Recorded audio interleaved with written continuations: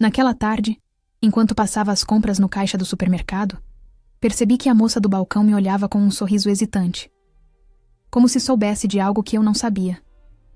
Só retribuí com um aceno educado, mas por dentro senti aquele incômodo familiar, o mesmo que me acompanhava desde que saí da casa dos meus pais 2 meses antes. Você tem certeza que vai conseguir se virar sozinha? Minha mãe perguntou no dia em que anunciei minha saída. É o que todo mundo faz, não é? Crescer, sair, viver. Não é isso que vocês sempre me cobraram? Respondi, segurando as lágrimas e as caixas com meus livros. Ela apenas deu de ombros. Meu pai, do outro lado da sala, não desviou os olhos da televisão. Minha mudança foi silenciosa.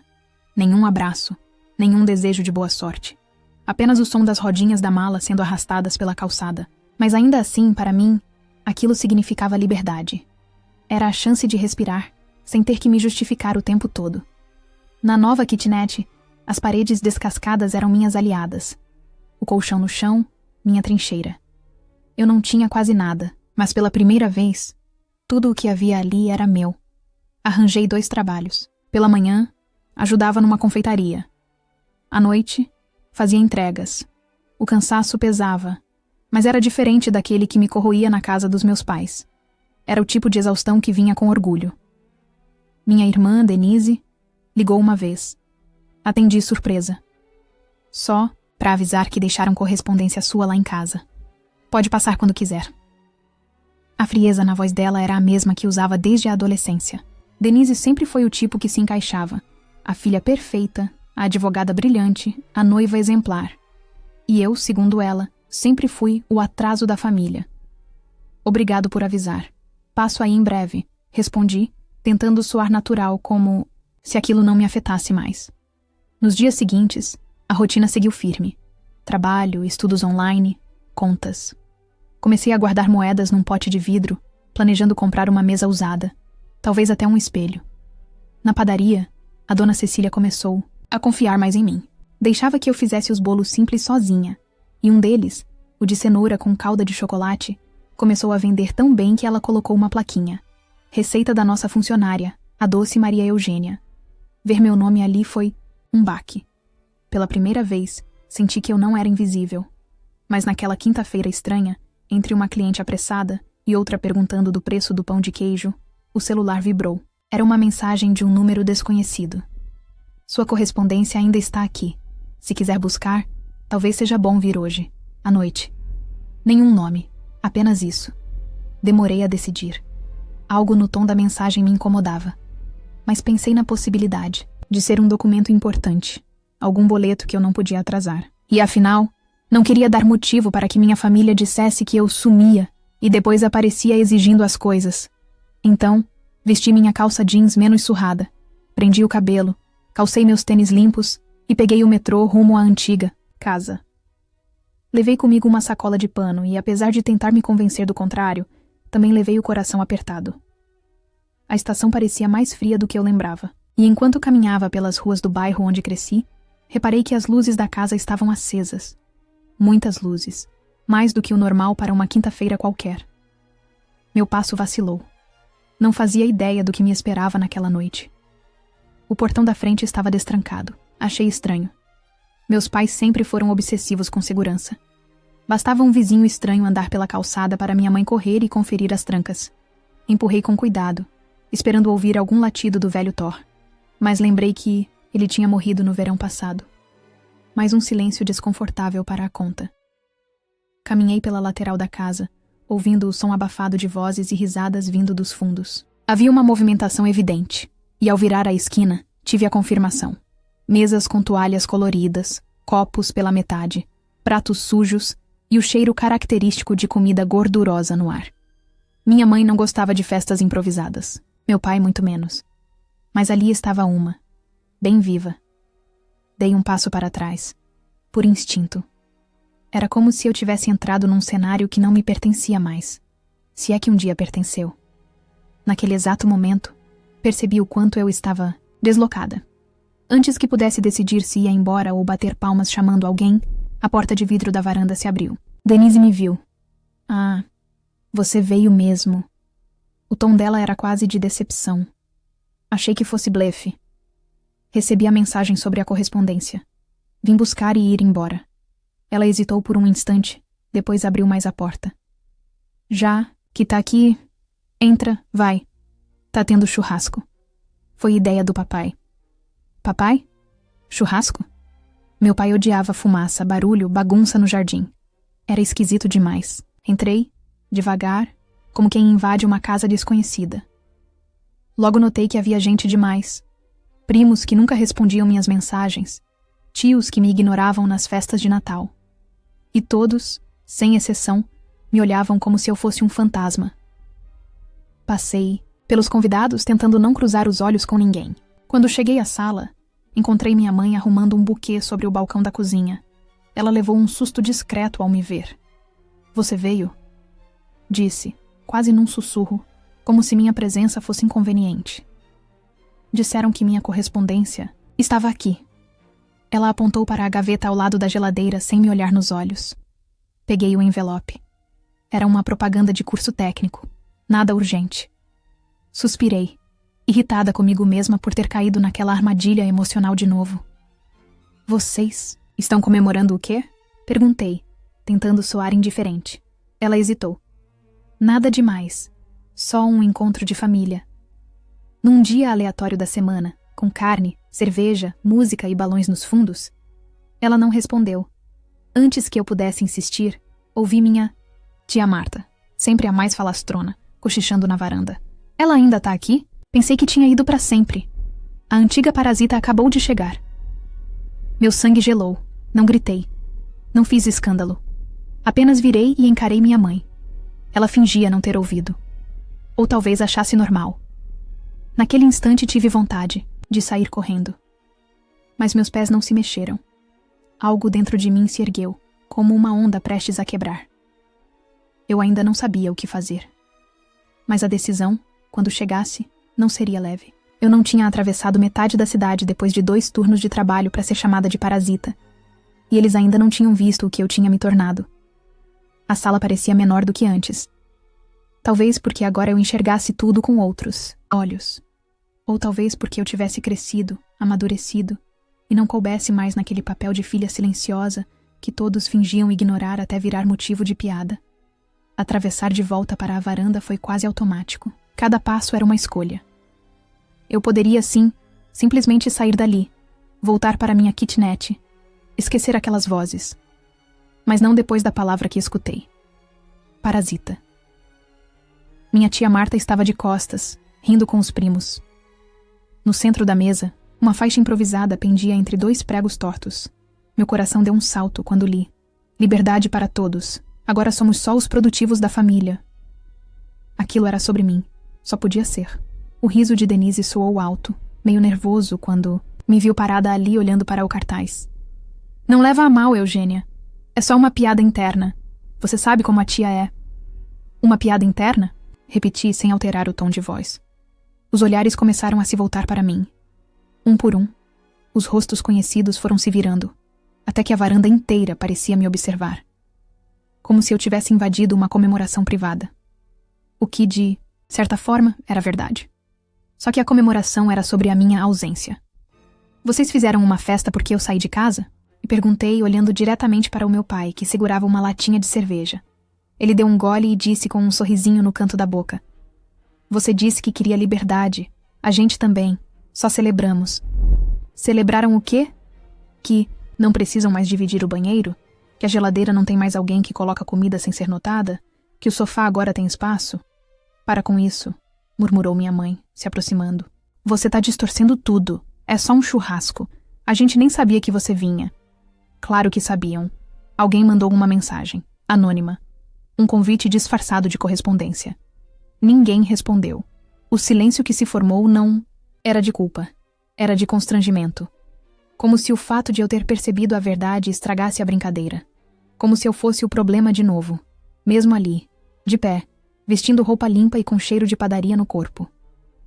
Vocês sempre acharam que eu era um fardo. Desde quando não entrei na faculdade direto, desde quando preferi trabalhar com as mãos, fazer bolo, varrer chão. Denise virou advogada, o orgulho. Eu era só o tropeço entre uma filha e outra. Isso não é verdade, rebateu minha mãe, mas sem convicção. É sim. E quer saber? Tudo bem. Porque enquanto vocês riam da minha saída, eu crescia. Enquanto vocês brindavam a minha ausência, eu me reerguia. Eu tenho meu próprio dinheiro, minha chave, minhas contas em dia. Tenho clientes que me chamam pelo nome, gente que me respeita. A tia Marta tentou rir, debochada. Tem gente que se engana fácil achando que salário de padaria é independência. E tem gente que depende do salário dos outros até hoje para fazer unha, né, tia? Respondi, sem elevar a voz. Mas foi o suficiente. A risada dela morreu na garganta. O silêncio agora era diferente. Era denso, cheio de faíscas no ar. Eu respirei fundo. Meus olhos passearam pelas mesas, pelas cadeiras, pelas sobras de comida. Vocês podem apagar essa faixa ridícula. Eu não sou mais um problema de vocês. Eu sou a única aqui que não depende da casa dos meus pais pra viver. E foi aí que tudo começou a ruir. Minha última frase pairou no ar como uma lâmina afiada. Os olhares se desviaram, alguns para o chão, outros fingindo interesse repentino nos próprios copos. Denise foi a primeira a se manifestar, cruzando os braços. Você sempre teve esse complexo de vítima. Sempre achou que tudo era contra você. Não é complexo, é memória. Eu lembro de cada vez que fui chamada de inútil porque escolhi caminhos diferentes. Lembro das vezes em que vocês cochichavam enquanto eu passava pela sala. Eu me calei por muito tempo achando que um dia reconheceriam meu esforço. Ela bufou. Se esforço fosse suficiente, você não teria levado tanto tempo para sair da casa dos nossos pais. E você, com toda a sua pose, ainda mora no apartamento. Deles não mora. E dirige o carro deles. E quem paga sua academia, Denise? O rosto dela mudou. Não de raiva, mas de vergonha. Eu pago minhas coisas. Protestou, mas sua voz saiu trêmula. Claro, com a mesada do papai, né? E completei. Meu pai se levantou. Chega. Isso aqui era para ser um momento leve, uma brincadeira. Você tá transformando tudo numa acusação. Era para ser leve para vocês. Eu nunca tive o direito de me defender. Agora eu tenho. Você devia agradecer que pôde ficar tanto tempo na nossa casa sem contribuir com nada. Essa doeu. Sem contribuir, repeti devagar. Eu lavava a louça todos os dias, limpava a casa quando minha mãe estava doente, cuidava da Denise quando ela chegava tarde da faculdade. Lembra de quem ficou sem jantar quando não tinha o suficiente? Eu comia as sobras do pão de ontem para vocês não dizerem que eu era folgada. Minha mãe tentou interferir, se aproximando. Eugênia, filha, talvez a gente tenha errado em algumas coisas, mas não precisava desse espetáculo. Vocês fizeram o espetáculo. Eu só apareci no meio dele. Minha avó, que estava sentada mais afastada, calada até então, levantou-se. Seus passos lentos chamaram a atenção de todos. Ela se aproximou de mim, colocou a mão no meu ombro e disse: Eu vi você crescendo sem que ninguém olhasse direito. Mas eu olhei. E sei que você tem mais dignidade que muita gente aqui. Só peço que, se for embora, vá de cabeça erguida. Eu engoli o choro. A avó Odete sempre fora a única a me ouvir, ainda que em silêncio. Respirei fundo. Olhei ao redor e percebi que algo havia mudado. Os olhares que antes me julgavam, agora vacilavam. Como se finalmente tivessem entendido. Eu vou embora, sim. Mas não porque estou fugindo. E sim, porque não preciso mais de aprovação de quem nunca fez esforço para me entender. E com isso, caminhei até o portão. Ninguém me seguiu. Ninguém chamou meu nome. Mas atrás de mim, eu deixava o eco de uma verdade que não podia mais ser ignorada. E na minha frente, havia um mundo inteiro onde eu, pela primeira vez, não era mais a parasita. Era só Eugênia. E isso bastava. Naquela noite, o silêncio da minha kitnet me pareceu confortável, não solitário. Pela primeira vez, não chorei ao fechar a porta. Deitei no colchão com a roupa do corpo e fiquei olhando para o teto, com a cabeça cheia de vozes, sim. Mas não eram mais acusações. Eram ecos do que enfrentei e venci. No dia seguinte, voltei cedo para a confeitaria. Dona Cecília percebeu que havia algo diferente em mim, mas não perguntou. Apenas me entregou o avental limpo e disse: Hoje a vitrine é sua. As palavras me atingiram como um prêmio silencioso. Preparei as fornadas com cuidado. Caprichei no bolo de cenoura, de milho, e até inventei uma calda nova com pedaços de abacaxi caramelizados. Quando os clientes começaram a chegar, reparei que 3 deles perguntaram pelo bolo da Eugênia. Era como se, ali, eu tivesse um sobrenome de valor. No fim do expediente, Cecília me chamou no canto. Você tem talento e tem responsabilidade. Tava pensando, se quiser, posso te treinar para abrir sua própria banca no pavilhão novo. Vai abrir um setor de doces artesanais lá. Eu indico você sem problema. Meu coração disparou. Mesmo? Eu nunca imaginei. Você merece. E sinceramente, eu já sabia desde o 2º mês que te contratei. Mas agora você acredita também. Isso muda tudo. Voltei pra casa com a cabeça a 1000. Era a chance de ter algo meu. Pequeno, sim, mas totalmente meu. Passei a noite calculando custos, anotando receitas, desenhando rótulos com caneta colorida nas folhas de caderno. Pela primeira vez, aquele espaço improvisado parecia vibrar com possibilidades. 2 semanas depois, já tinha o nome do ponto reservado, Doce Liberdade. Um balcão simples, mas com charme, onde eu venderia bolos, biscoitos e caldas que criei sozinha. Comprei uma mesa usada, pintei de amarelo, pedi para a vizinha costurar uma toalha com estampa floral. Ela não cobrou nada. No dia da inauguração, chovia. Pensei que ninguém apareceria. Mas Cecília trouxe flores. A moça do caixa do mercado apareceu com o namorado. Uma professora de uma escola próxima passou e levou 3 pedaços de bolo. Quando percebi, eu já tinha vendido quase tudo. Ao final do dia, enquanto guardava os últimos potes, alguém se aproximou. Era Denise. Ela estava encharcada com uma caixa de papelão nas mãos. Eu soube que abriu seu negócio. Vim trazer isso, disse, sem jeito. É a batedeira da nossa avó. Ela pediu para te entregar. Disse que agora vai ter mais uso aqui do que guardada no armário. Peguei a caixa, surpresa. A máquina ainda tinha o cheiro antigo da cozinha, da avó Odete. Obrigada, murmurei sem saber o que dizer. Eu não soube lidar com muitas coisas, nem vou me justificar. Mas eu te invejo e queria dizer que sinto muito. Olhei para ela. Pela primeira vez, vi minha irmã sem a armadura. E percebi que no fundo eu não queria vingança. Só queria respeito. E talvez um recomeço. Você pode passar aqui amanhã cedo. Vai sair uma fornada nova com calda de banana e canela. Ela sorriu. Eu venho. Com café. E assim, sem cena, sem plateia, o começo de algo novo se fez. Nos dias que se seguiram, a rotina do Doce Liberdade se transformou num ritmo gostoso e cheio de propósito. A cada manhã, eu abria a banca antes mesmo do portão do pavilhão ser destrancado. Os aromas doces escapavam da forminha de bolo como convite para quem passava, e muitos atendiam. Os clientes começaram a se tornar habituais. Dona Amélia, uma viúva simpática, passava toda terça pelo seu bolo de laranja com cobertura de açúcar cristal. Um rapaz que trabalhava na floricultura da esquina vinha aos sábados e levava 2 pedaços de cada sabor. Para escolher com calma qual é o favorito, dizia ele. Eu já não carregava mais aquele medo de ser insuficiente. Agora, quando olhava no espelho pela manhã, via uma mulher que construiu sozinha aquilo que tantos disseram que era impossível. Certa tarde, enquanto organizava as etiquetas novas com os nomes dos doces, ouvi a voz da minha mãe. Ela estava parada a poucos metros, segurando uma sacola. O nome da sua banca foi indireta para mim? Perguntou, tentando soar casual. Pensei por um instante. Não, foi direta mesmo. Ela baixou os olhos, mas não respondeu com ironia. Apenas respirou. Fundo.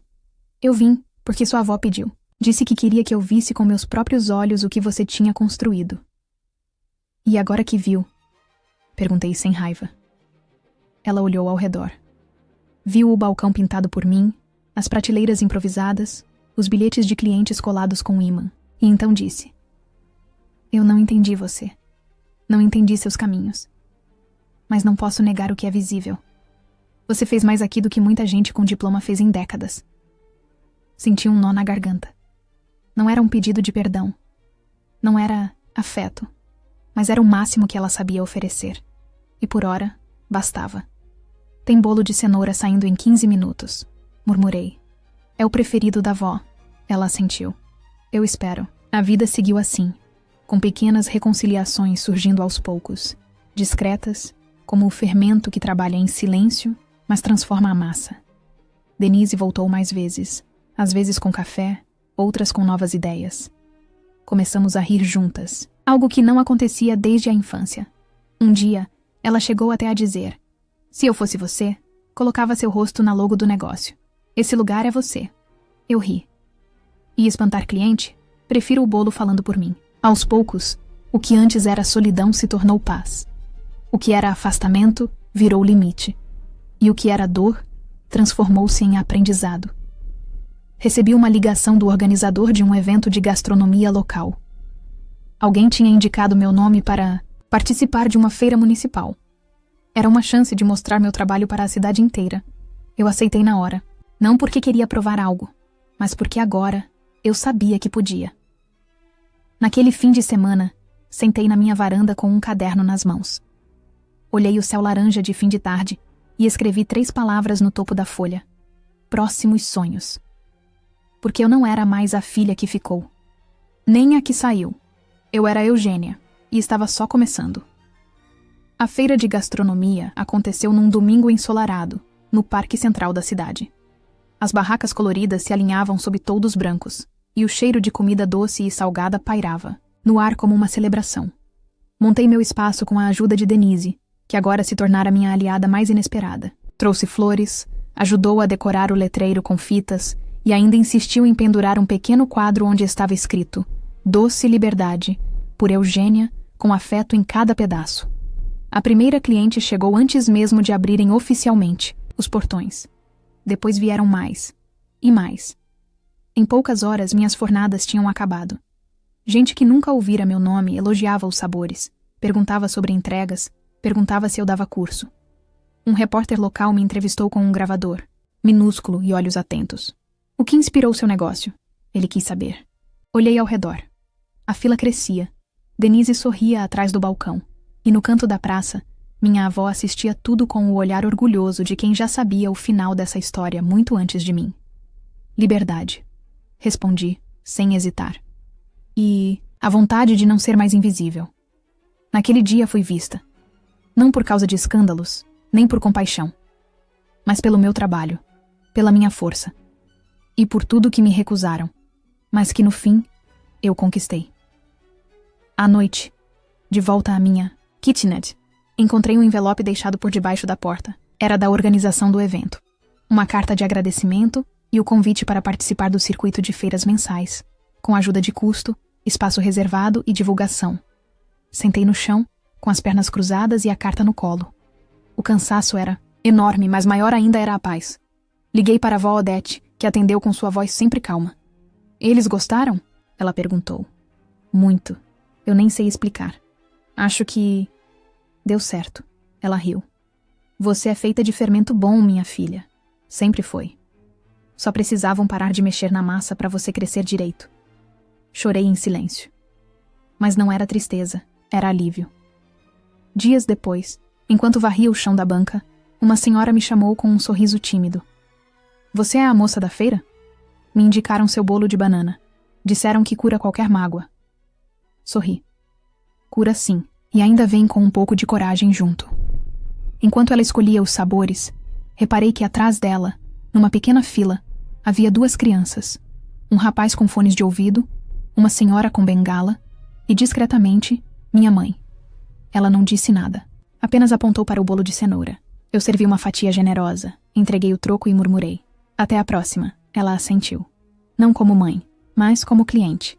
Como alguém que talvez, enfim, começava a me ver. E assim terminou a história da parasita, que não era nada além de uma semente mal plantada. Quando encontrou o solo certo, cresceu, floriu, e deu frutos que agora alimentavam muito mais do que o corpo. Alimentavam minha própria liberdade,